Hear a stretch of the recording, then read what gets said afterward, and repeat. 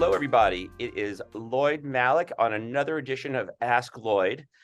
This month is November Gratitude Month. And as my special guest this month, I have a very good friend of mine and a longtime friend and philanthropist extraordinaire, Cristin Caine from Charity Connect here.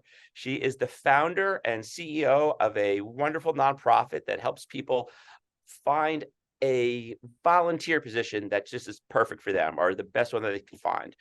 And the questions I've been getting oftentimes, not just in Gratitude Month, but what am I going to do with myself? I have the free time. I'm going through a divorce. I went through a divorce.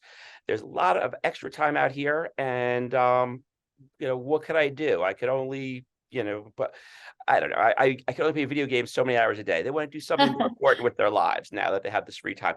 So I'm going to say, welcome, Cristin. Great to see you here. Great to have you on board. And well, let's have a chat.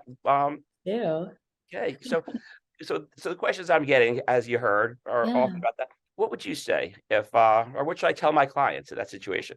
Yeah. No, I love this topic. And I've actually worked with several clients that have gone through a divorce and have found volunteering to be just a really neat way to kind of rediscover themselves and add some fulfillment in their life, add some purpose in their life. A lot of time, people that have been through a divorce are not having as much childcare that they did before that they need to provide. And so, like you said, it can open up more time and they're trying to figure out what to do with that time. And I just really encourage people and think it's super important to have people mindfully volunteer. I know this is the season of giving and everyone gets really motivated to give. I think sometimes we can overwhelm nonprofits during this time because we all are filled with this gratitude and want to give back. And so I always encourage people to donate their treasure at this time and then think about how they could mindfully donate their time and their talents. So you'll hear me say that a lot. I'm a real stickler. Time and talents. And well, the part about being mindful, really, that people tend to think of volunteering as it should be self-sacrificial, and it should be something that's really about what they're giving and not what they're getting. But I think if they kind of put their oxygen mask on first and they think about, okay, how could this coincide with my passions? How could it truly fit into my schedule? I should be looking for something I enjoy doing, or I want to learn, or I want to do more often.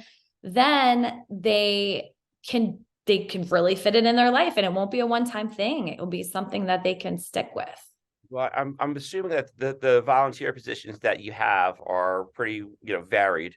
Sure. I just also remember, an earlier time when I was doing a lot of criminal defense work and people had to do community service. I just remember there's a whole program where they would have to go down to the stables down in DC and clean up after the horses. You don't have those type of opportunities, do you? If someone's interested in it, sure.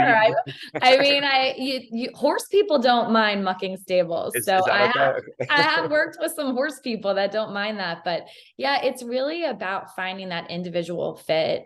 Part of our process is the first step of our process actually is completing a self-inventory, which asks a lot of questions that I've honed over the 7 years I've been matching people, asking, hey, what skills do you want to use while you're volunteering? What skills do you want to learn? People don't think about that.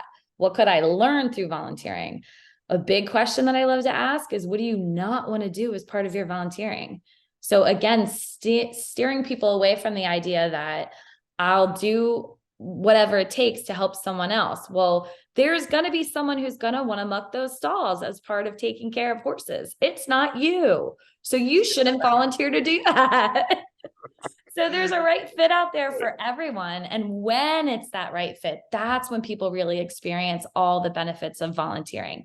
That's when they've got the goosebumps and they're pumped up and they want to tell people about what they did and they feel fulfilled and they want to give more. And speaking of giving, like Giving Tuesday coming up, that's how people feel connected to their donations. Sure. Because they know they've volunteered there themselves. They've become a part of the cause. They've worked alongside other people.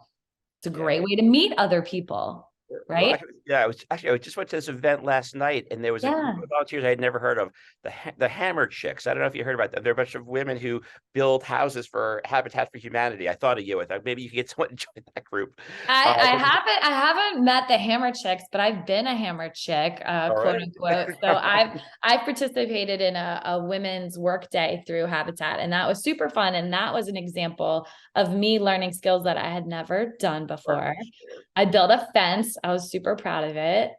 Oh, well, Yeah, I can build fences. I wonder if I still have any. I still have a hammer. I actually used to build decks, but way back. I mean, Right? most of these people out here don't realize that, but I was once a carpenter.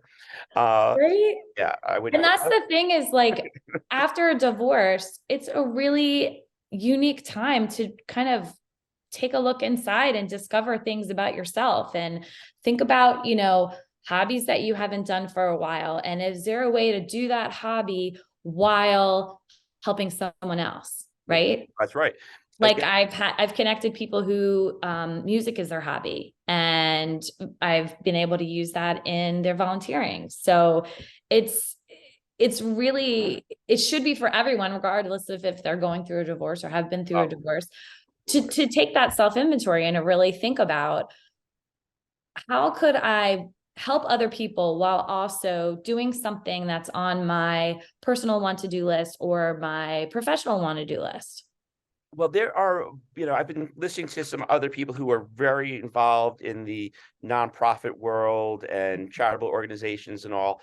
And if I could just get a sense, like, what do you say? I mean, again, I certainly want to appreciate the giving aspect of this, but when you're satisfied customers or clients or patients, I Sure. don't know, I'm just kidding about patients, your clients. It is healing, volunteers and I healing. know So I'll take patients. That works. that's where it came from. But anyway, so what do you hear from them? Kind of reports back from the field, like that was life change, or that was okay. What do you hear, like on the positive side, like when people do these volunteer positions that are right for them?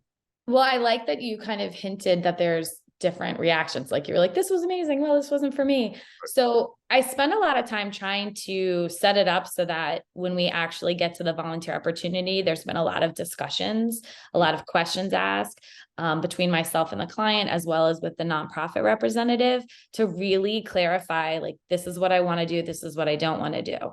So typically it's a pretty positive experience. And if it's not, we can kind of look through that.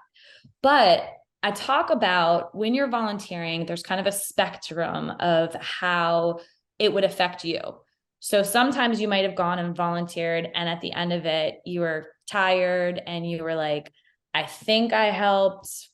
I'm not really sure what I even did there, right? On the other end of the spectrum would be someone who still might be tired because you worked hard, Right. but you are pumped and you want to tell people about what you just did. Like you have that like goosebumpy, excited feeling and you're pumped about it. That's where I try to get people, because guess what? They're going to go back and do that again. And what I'm seeing with my kind of, this is my background as a one-time science teacher. My hypothesis with this whole thing of starting Charity Connect was, if a lot of intention and communication is put into getting people from point A to point B, getting people from where they're not volunteering to where they are volunteering, they'll go to point Z on their own. And that's what I'm seeing. So I'm seeing people who are volunteering year after year, or they've took on one mentee and now they've taken on another mentee. And I didn't tell them to do that. I always say start small and don't overcommit. But people are, because it's the right fit, they're able to give more very naturally and very willingly. Well, I have always been a big fan of yours, Cristin, way back from when you taught my little kindergarten daughter about how to do little crafts and community service in the brownies. So that's how far back we go. And that was the roots. I mean, really leading that Girl Scout troop of, at one point, 25 girls. That's like a double troop. That was crazy. From kindergarten. Great kid. Kindergarten all through 8th grade. And doing a lot of service projects and getting to know the nonprofits locally and getting to know the needs. That was definitely a huge route for starting Charity Connect. That So thank you to Troop 3069, shout out. Hey, that's good you remember that. That's a good, good. Well, Oh yeah. yes. Who was I? I was just a dad. You were the troop leader, so I'm glad you know that. But anyway, so it was great having you. I am looking forward to doing some more work with you, seeing you on a regular basis, and seeing Awesome. you, I guess, very soon. And I just want to say to everybody, thank you for staying till the end of this episode of Ask Lloyd. As We always, were riveting. was that? We were riveting. Of course they stayed. Everyone, yeah. And you guys, if you have any other questions or any questions for whether you're for your first time or many times, feel free to just drop a line and put your topic into the Ask Lloyd, and hopefully we'll address it at some point. And thank you so much, Cristin. Thanks, Lloyd. Nice.